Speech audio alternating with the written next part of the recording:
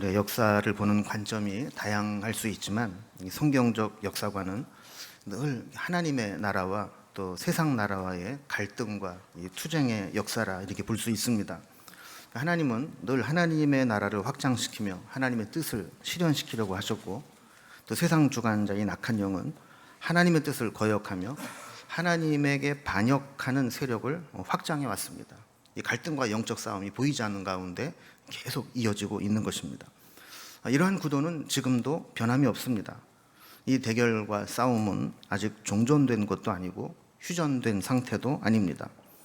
우리가 전쟁이 좀 일어나게 되면 국지전과 곳곳에 전투가 일어나듯이 지금 우리의 삶의 현장 곳곳에서 영적인 전쟁들이 계속 일어나고 있습니다.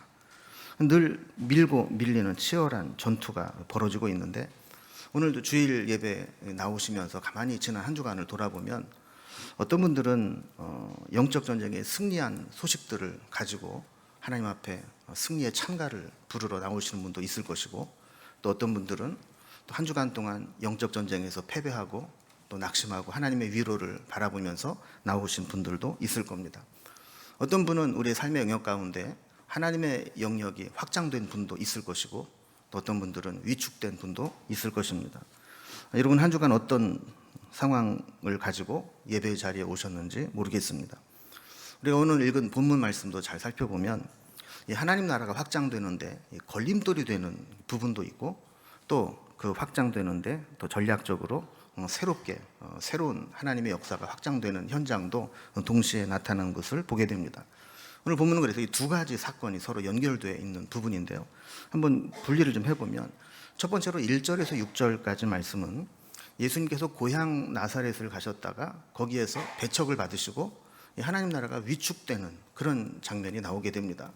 그런데 그 다음에 나오는 7절부터 13절까지 말씀을 보면 이 배척받는 것을 계기로 해서 하나님께서 새롭게 하나님 나라 확장을 위한 이 지경을 넓혀 가시는 전략들이 나오게 됩니다. 예수님이 12제자를 이렇게 파송하시고 사역의 지경을 넓혀 가시는 모습이죠. 오늘 본문을 좀 살펴보기 위해서 본문을 읽었지만 어떤 내용인지 조금 설명을 하면서 살펴보도록 하겠습니다. 1절에 보면 예수께서 거기를 떠나사 고향으로 가시니 제자들도 따르니라 그랬습니다.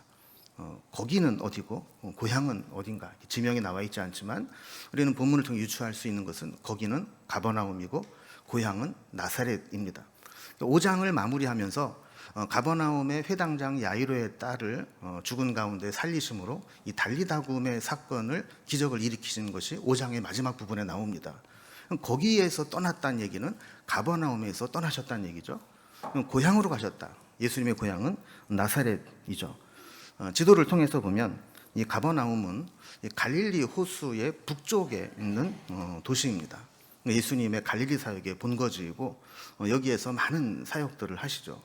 자, 그런데 이 지도에서 보듯이 가버나움에서 남서쪽으로 약 65km 떨어진 곳에 예수님의 고향인 나사렛이 있는 것을 보게 되죠. 누가복음 4장 29절에 보면 예수님 공생의 초기에 예수님이 고향 나사렛에 가서 말씀을 전한 적이 있습니다. 그런데 그때는 말씀을 전하시다가 미움을 받아서 이 산 낭떠러지에까지 끌려가서 밀쳐질 뻔한 그런 위기를 당하고 큰 배척을 당했던 적이 있습니다. 그런데 공생의 마지막 부분에 예수님이 다시 이 고향 나사렛을 찾아가신 것입니다. 그때는 혼자 가셨지만 이번에는 제자들과 함께 그곳으로 가게 되신 것이죠.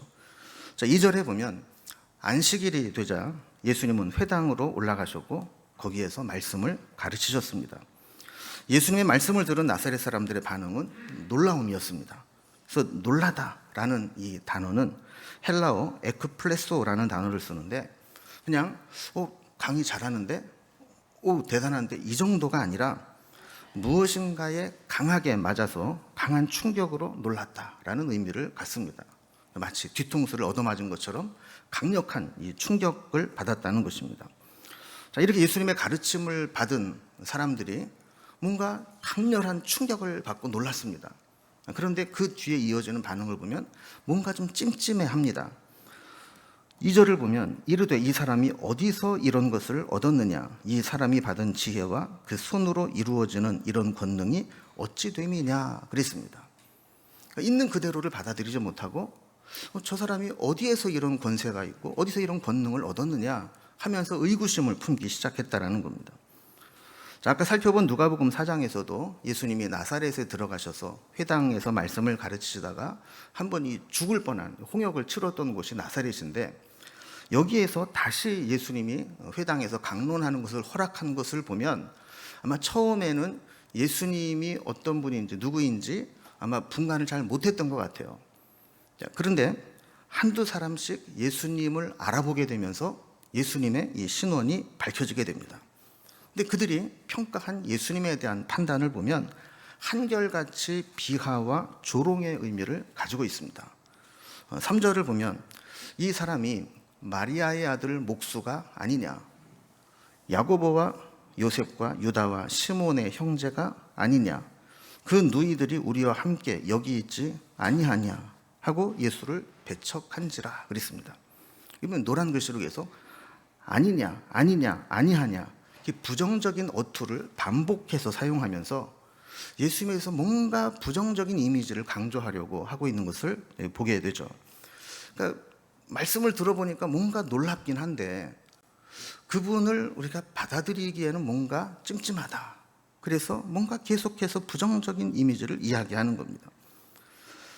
그들이 먼저 예수님에 대해 평가한 것은 마리아의 아들 목수라는 표현입니다. 얼핏 보면 예수님에 대한 객관적인 정보를 알려주는 것 같지만 사실 이 표현 속에는 엄청난 비하의 의미가 숨어 있습니다. 유대인들은 누구를 소개할 때 보통 누구의 아들이라는 표현을 잘 씁니다. 그런데 절대로 어머니의 이름으로 누구의 아들, 김 여사의 아들, 이 여사의 아들 이렇게 표현한 적이 없습니다. 설령 아버지가 일찍 돌아가셨다 할지라도 죽은 아버지의 이름으로 누구의 아들 그러지 엄마의 아들이라고 부르지 않습니다. 이렇게 엄마의 이름, 마리아의 아들이라고 표현한 것은 뭐냐면 마치 이 예수가 사생아이거나 부모 없이 아버지 모르게 태어났거나 이런 것을 나타낼 때 여자의 이름을 사용한다라는 거예요. 또한 이 직업을 직접 언급합니다. 당시에는 랍비나 제사장처럼 존경받는 직업이 아니면 굳이 이렇게 표현을 하지 않았습니다. 그런데 목수라고 이야기를 하죠. 요즘 목수가 고급 기술자이고 일당도 꽤 셉니다. 그러나 당시에 이 목수는 천한 직업 중에 하나였습니다. 메시지를 공격하지 못하면 메신저를 공격하라 라는 말처럼 이 나사렛 사람들은 예수님의 말씀에는 놀랐지만 예수님을 공격함으로 예수님의 메시지를 희석시키려고 하는 그런 마음을 가지고 있었던 겁니다. 자, 두 번째로 그들은 예수님의 형제들의 이름과 누이들의 이름을 언급합니다. 3절을 다시 보면 야고보와 요셉과 유다와 시몬의 형제요 그의 누이들이 여기 함께 있는 자라 이렇게 이야기를 하죠. 그러니까 분명히 안다라는 거예요. 예수님의 형제들 야고보, 요셉, 유다, 시몬 이런 자들 다 옛날에 우리가 자라면서 야자 그러면서 컸던 그런 집안이고 여기 회당에도 지금 그 누이들이 있는데 우리가 다 아는 사람 아니냐. 근데 거기에서 무슨 선한 게 날 수 있느냐. 이런 이야기를 하는 것이죠. 만약에 예수님께서 그런 권위가 있으려면 뭐 출생이 특별한다거나 아니면 가문이 좋다거나 또 유명하고 훌륭한 랍비에게 가서 유학을 하고 교육을 받고 왔다거나 뭔가 특별한 계기가 있어야 되는데 다 너나 나나 아는 사람이고 동네 사람인데 뭐 갑자기 어느 날 나타나가지고 뭐 이렇게 말씀을 전한다고 할 때 쉽게 동의하기가 어려웠던 것이죠. 3절 마지막 부분에 보면 예수님의 고향 나사렛 사람들의 반응이 예수를 배척한지라 이렇게 설명을 하고 있습니다. 그래서 배척하다라는 말의 헬라어는 에스칸달리존토라는 말을 쓰는데 이게 스칸달로스라는 말이 있습니다. 스칸달리조라는 말이 있는데 그러면 이 스칸달리존토라는 말이 무슨 의미냐 하면 보통 공인이나 연예인들이 좋지 않은 일이나 사건에 연루돼서 사람들에게 회자되는 것을 우리가 스캔달이라고 부르죠. 이 스캔달이 바로 이 헬라어 스칸달로존토에서 나온 말입니다. 이 고전 헬라어에서 스칸달로는 짐승을 잡기 위해서 놓은 덫이나 올무를 의미했습니다. 그러니까 스칸달론이라는 말은 이 어디에 걸려서 넘어지다, 함정에 빠지다 이런 의미거든요. 그러니까 나사렛 사람들이 볼 때 예수님의 이 과거에 대한 인식, 과거에 대한 지식을 통해서 볼 때 그를 우리의 스승으로 받아들이기에는 뭔가 올무에 걸린 것처럼 불가능했다, 실족했다 이런 의미를 가지고 있는 것이죠. 자, 이런 분위기를 파악한 예수님은 당시 익숙한 격언을 인용하시면서 이 저들의 태도를 지적하셨습니다. 4절에 보면 예수께서 그들에게 이르시되 선지자가 자기 고향과 자기 친척과 자기 집 외에서는 존경을 받지 못함이 없느니라 하시며 그랬습니다. 그 선지자가 다른 곳에 가서는 다 존경을 받는다는 거예요. 그런데 자기의 고향, 친척, 자기 집에서는 존경을 못 받는다는 겁니다. 왜냐하면 옛날 과거의 인식을 통해서 보기 때문에 그렇다는 거죠. 고향이라고 하는 것은 때로 어머니의 품처럼 누구든지 품어주고 환영해 줄 수 있는 곳이기도 하지만 또 이런 경우를 보면 고향이라고 하는 것 때문에 배척을 당하고 무시를 당할 수도 있다는 것을 보게 됩니다. 5절에 보면 거기서는 아무 권능도 행하실 수 없어 다만 소수의 병자에게 안수하여 고칠 뿐이었고 그랬습니다. 여기 보면 권능도 행하실 수 없었다, 소수에게만 고쳤다라고 표현된 것을 문자적으로 보면 예수님의 능력이 그곳에도 제한되었다라고 볼 수 있지만 이 원래 의미는 받아들일 자세가 되어 있지 않은 곳에서 예수님은 스스로 그의 능력을 제한하셨다라고 보아야 합니다. 열린 마음을 가진 소수의 사람들만 주님의 기적의 은혜를 체험하게 된 것이죠. 그럼 이걸 보면 결국 이 복음을 배척하게 되면 자기 손해입니다. 저들이 예수님을 배척했을 때 예수님은 사역을 다른 장소로 옮기게 하셨습니다. 그래서 6절에 보면 그들이 믿지 않음을 이상히 여기셨더라. 이에 모든 촌에 두루 다니시며 가르치시더라 그랬습니다. 예수님이 그들을 보면서 이상하게 여겼다라는 겁니다. 되게 믿음을 이렇게 판단할 때 보면 우리의 기본적인 상식과 반대되는 경우가 있습니다. 예수님이 이 믿음 좋은 사람들을 칭찬하고 평가했던 사람들은 유대인들은 거의 없습니다. 대부분이 이방인이거나 사마리아 사람들의 믿음을 칭찬했습니다. 내가 이만한 믿음을 본 적이 없다. 또 이런 믿음 이렇게 강조한 것들은 다 사마리아인이나 이방인들이에요. 반면에 예수님의 고향 사람들은 예수님을 환영하고 금이 환영하듯이 이렇게 받아들일 만도 한데 오히려 배척하는 모습을 기이 여겼다라는 것입니다. 믿지 않음을 확인하신 예수님은 모든 촌에 두루 다니시며 가르치셨다 그럽니다. 고향 사람들의 배척이 오히려 예수님으로 하여금 사역의 방향을 모든 지역으로 옮기게 하셨다라는 것입니다. 복음은 배척한다고 해서 중단되는 것이 아니라 다른 곳으로 방향을 틀어서 더 강력하게 확산되는 것을 보게 됩니다. 자, 여기까지가 이게 첫 번째 단락의 이야기입니다. 이제 두 번째 단락으로 이 복음이 어떻게 확산되는가를 설명합니다. 두루 다니며 말씀을 가르치던 예수님이 7절에 보면 갑자기 데리고 오셨던 제자들을 부르시고 둘씩 보내시면서 전도대로 파송을 하셨다라는 겁니다. 본문을 잘 보면 예수님께서 제자들을 파송하시면서 특별히 그들에게 주신 것이 있고 또 절대로 휴대하거나 소유하지 못하도록 금지하신 것이 있다는 것을 보게 됩니다. 그러면 첫 번째로 주님이 파송받아 가는 제자들에게 특별히 주신 것은 무엇일까요? 그것은 주님의 권능과 은사입니다. 7절을 보면 12제자를 부르사 둘씩 보내어 더러운 귀신을 제어하는 능력을 주시고 그랬습니다. 주님은 우리를 세상에 파송하실 때 그냥 보내지 않으시고 강력한 무기를 우리 손에 들려주십니다. 우리를 시험하기도 하고 가로막기도 하고 방해하기도 하는 더러운 귀신의 세력을 제어하는 권능을 주셨다는 것입니다. 눈에 보이는 유형의 무기는 아니지만 사실 우리에게 그것보다 더 강력한 영적인 무기인 하나님의 권능, 마귀의 권세를 멸하는 권능을 우리에게 주셨다는 것입니다. 여러분, 우리가 세상으로 파송되어 나갈 때 이 무기를 잘 챙겨 나가야 합니다. 예배를 드리고 세상으로 파송되어 나갈 때 주님이 내게 해주시는 권능으로 내가 무장하고 나가는가, 이것을 확인해야 된다는 것이죠. 반대로 소유나 휴대를 절대적으로 금지한 것이 있습니다. 8절과 9절을 보면 명하시되 여행을 위하여 지팡이 외에는 양식이나 배낭이나 전대 돈이나 아무것도 가지지 말며 신만 신고 두벌옷도 입지 말라 하시고 그랬습니다. 다른 복음서에 보면 지팡이도 휴대가 금지되었는데 여기는 지팡이는 허용된 것을 보게 돼요.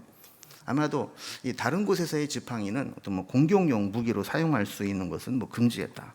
그리고 보행에 도움을 주는 지팡이는 허용했다. 이렇게 해석하기도 하는데, 어쨌든 중요한 것은 아무것도 가지고 가지 말라는 겁니다. 그럼 보통 여행은 예상치 못한 돌발 상황이 벌어질 수 있는 곳입니다. 그래서 가능하면 이 준비물을 꼼꼼하게 챙겨가야 혹시 생길 수 있는 만일의 사태에 고생하지 않고 대처할 수 있습니다. 그래서 아마 여행을 다녀보신 분들은 며칠 전부터 가방 싸고 짐을 챙길 거예요. 그리고 리스트를 정리를 해서 빠진 게 없나 이렇게 살필 겁니다. 그런데 본문에 보면 양식, 배낭, 전대의 돈, 여벌옷 이런 것들을 아무것도 가져가지 말라는 거예요. 그러면 일반적인 여행이라면 이런 것들이 필요할까요? 필요 없을까요? 필요하죠. 안 가져가면 어떤 일을 당할지 모르는 거예요. 그런데 주님께서는 특별히 이번 전도 여행에서는 이런 것들을 일체 가져가지 못하도록 했습니다. 여행에 꼭 필요한 것처럼 보이는 필수품조차도 휴대하지 못하게 한 것입니다. 왜 그러셨을까요? 그 다음 구절을 보면 하나님께는 대안이 있었기 때문입니다. 10절을 보면 또 이르시되 어디서든지 누구의 집에 들어가거든 그곳을 떠나기까지 거기 유하라 그랬습니다. 이 전도대로 파송된 제자들은 순회 전도자로 사역을 해야 됩니다. 어디를 가든지 곳곳에 복음을 전하고 그곳에서 생계를 책임져야 되는 것이죠. 잠잘 곳도 먹을 곳도 그렇게 책임을 져야 됩니다. 그런데 아무것도 가지지 말고 가면 어느 곳에서든지 누구의 집에든지 들어갈 수 있게 하시겠다라는 것이 주님의 대안이었습니다. 우리는 이렇게 불안한 상태로 살아가는 것을 싫어합니다. 모든 것이 준비된 상태에서 필요한 것이 모든 보장된 곳에서 살아가고 싶어 합니다. 그러나 주님은 제자들에게 제자의 삶을 살아가면서 모든 것을 주님께 맡기고 주님이 공급해 주시는 것으로 살아가는 훈련을 하도록 하셨습니다. 11절을 보면 우리 주님의 제자 훈련은 점점 더 강도가 세집니다. 어느 곳에든지 너희를 영접하지 아니하고 너희 말을 듣지도 아니하거든 거기서 나갈 때 발 아래의 먼지를 떨어버려 그들에게 증거를 삼으라 하시니 그랬어요. 여러분, 이 얘기는 어떤 얘기입니까? 그들이 예수님 말씀을 듣고 순회 전도자로 전도여행을 떠나면 너희들을 받아줄 때가 있을 것이다 그랬는데 항상 그렇지는 않다는 거예요. 배척을 당하기도 하고 영접하지 않는 사람도 만나게 될 거라는 겁니다. 그리고 신앙생활하면서 우리는 항상 내가 이렇게 헌신하고 내가 이렇게 충성하니까 나에게 항상 좋은 일만 있어야지 생각하지만 사실 우리가 믿음으로 살다 보면 꼭 그렇지만은 않을 때가 있습니다. 불필요한 오해를 받을 때도 있고 상처를 받을 때도 있고 또 배척을 당할 때도 있는 것이죠. 중요한 것은 주님은 순회 전도자와 또 지역에 있는 공동체가 함께 협력해서 하나님 나라 확장을 위해 쓰임 받기를 원하셨다라는 겁니다. 예수님이 고향 나사렛에서 배척을 받고 쫓겨나오신 것과 같이 제자들도 지역의 신앙 공동체로 들어갈 때 적절한 도움을 받지 못할 수도 있다라는 겁니다. 자, 이것을 파송받아 떠나는 제자들에게 미리 알려주시면서 그럴 때 상처받지 말고 이렇게 해라 라고 알려주십니다. 11절을 다시 보면 떠나면서 발 아래 먼지를 떨어버려 그들에게 증거를 삼으라 그랬습니다.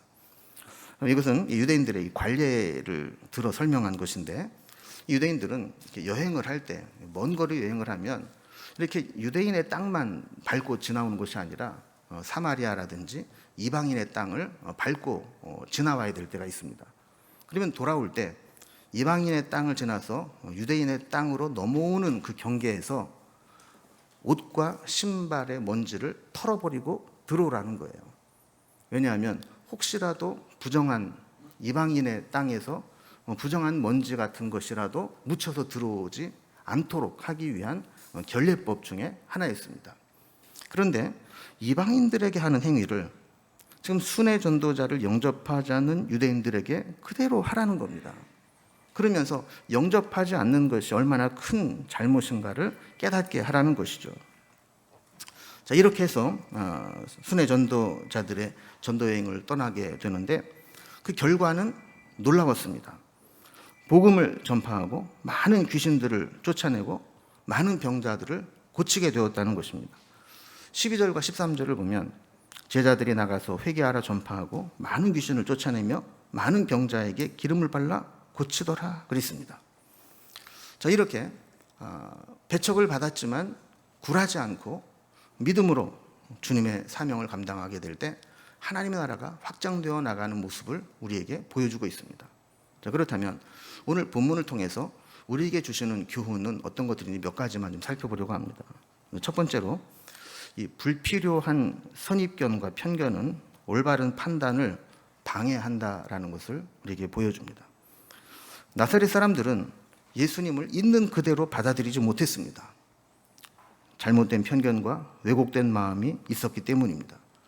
예수님의 출신, 과거의 기억, 그들의 인습, 선입견 이런 것들이 예수님의 권세 있는 말씀을 듣고 예수님 행하시는 기적을 보고도 예수님을 받아들이지 않았던 것입니다.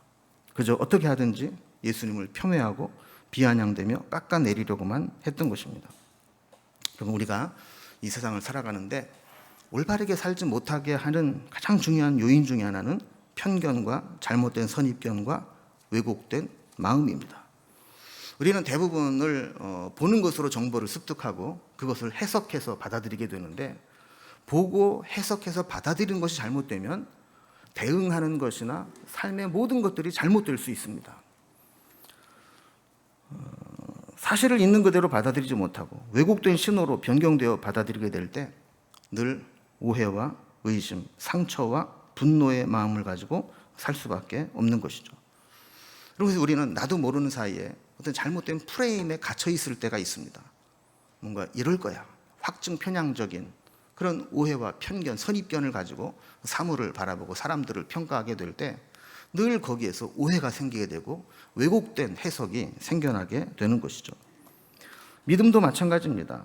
잘못된 편견과 선입견은 우리가 믿음으로 반응해야 할 때 불신과 배척의 반응을 보이게 합니다. 우리는 하나님에 대해서도 오해와 편견을 가지고 살아갈 때가 있습니다. 그러나 다른 사람들을 볼 때에도 오해와 편견을 가지고 살아갈 때가 있는 것이죠. 아닌 것 같아도 괜히 미운 사람 이렇게 낙인을 찍어버리면 뭘 해도 밉게 보이고 그 선입견의 틀에 갇혀지게 되는 겁니다. 뿐만 아니라 나 자신에 대해서도 왜곡된 자아상을 가지고 살아가는 경우가 많습니다. 이스라엘 백성들이 가나안 땅을 정탐할 때 아낙 자손들을 보고 기가 팍 죽었습니다. 그래서 스스로를 우리는 메뚜기와 같다 이렇게 평가하면서 하나님의 백성으로서의 자기의 정체성을 보지 못하고 메뚜기와 같은 왜곡된 자아상을 갖게 될 때 그들은 40년 동안 다시 광야를 방황해야 되는 그러한 심판을 받게 된 것이죠. 그럼 가만히 돌아보면 우리 속에 하나님에 대해서도 오해하는 것들이 있습니다. 다른 사람들에 대해서도 왜곡된 편견을 가지고 볼 때가 있습니다. 나 자신에 대해서도 올바른 정체성을 가지 못하고 살아갈 때가 있습니다. 이것이 우리의 믿음에도 얼마나 큰 방해가 되는지 모릅니다. 편견과 오해는 믿음을 방해합니다. 믿음이 없는 곳에는 은혜도 없습니다. 예수님도 오해와 편견으로 배척하는 그곳에는 최소한의 기적만 행하시고 떠나가셨습니다. 우리는 은혜 받기 위해서 그런 편견과 오해를 벗어버릴 필요가 있습니다. 오늘 우리 자신을 진단하면서 우리를 감싸고 있었던 잘못된 왜곡된 틀들을 다 벗어버리고 믿음의 눈으로 말씀의 시각으로 새롭게 볼 수 있는 시각이 열리기를 주님의 이름으로 기원합니다. 두 번째로 오늘 본문을 통해서 우리가 좀 생각해 볼 것은 우리는 영적 전쟁을 위해 파송받은 존재임을 잊지 말아야 합니다. 예수님께서 12제자들을 세상에 파송하신 것과 마찬가지로 우리도 주님께서 세상으로 파송하시기를 원하십니다. 예수님이 제자들을 파송하실 때 그냥 보내지 않으시고 그들에게 은사와 권능을 주셨습니다. 오늘 본문에는 더러운 귀신을 제어하는 권능을 주셨다 그랬는데 누가복음에는 병 고치는 능력도 주셨다고 말씀합니다. 그러니까 우리에게 이 세상에 파송되어 살아가면서 주님의 능력을 가지고 주님의 권능을 가지고 살아갈 수 있도록 주님께서 필요한 것들을 우리에게 주신다는 겁니다. 지금 한국 교회를 평가할 때 여러 가지로 좀 부정적인 지표들을 많이 가지고 있습니다. 근데 제가 볼 때 좀 가장 심각한 문제 중에 하나는 우리에게 주신 사명을 잃어버리고 세상살이에 밀려 살아가기 쉽다는 겁니다. 그리고 그동안 코로나로 인해서 우리의 신앙이 많이 보이게 보이지 않게 위축됐습니다. 예배로 모이느냐 못 모이냐도 중요하지만 이 코로나 시국에 그냥 현상 유지하면 다행이지. 그냥 내 신앙 그냥 겨우 유지할 수 있으면 그게 다행이지. 이렇게 스스로를 기준을 낮춰버리고 그냥 주신 사명을 잊고 그냥 현상 유지하는데 급급한 신앙생활하는 사람들이 많이 있다는 겁니다. 이것은 우리의 인생과 신앙의 방향을 상실하고 방황하고 있는 것과 같은 것이죠. 뿐만 아니라 우리가 나사렛 고향 사람들처럼 예수님 배척하지는 않는다 할지라도 파송받은 존재임을 잊고 살아갈 때가 많고 또 복음을 위해서 심플 라이프가 되어야 하는데 우리는 양식이나 배낭이나 전대의 돈이나 여보롯이나 이런 너무나 많은 것들을 세상 것들을 움켜쥐고 곁에 두고 살아갑니다. 내가 준비한 것들을 주님을 위해서 일하는 자들에게 후원하고 섬기고 나눠야 하는데 그렇지 못할 때도 많습니다. 모든 성도들과 교회는 자기 자리에서 하나님이 원하시는 사역을 감당해내야 합니다. 사실 오늘날 우리 지역 교회들은 순회 전도자라기보다는 지역의 신앙 공동체라고 볼 수가 있죠. 비교적 안정된 상황 속에서 자신의 삶을 영위해 나가는 것이죠. 여러분, 교회는 보내는 교회가 되든 보냄받은 자를 섬기든 주님께서 주신 사명을 감당할 수 있는 공동체가 되어야 합니다.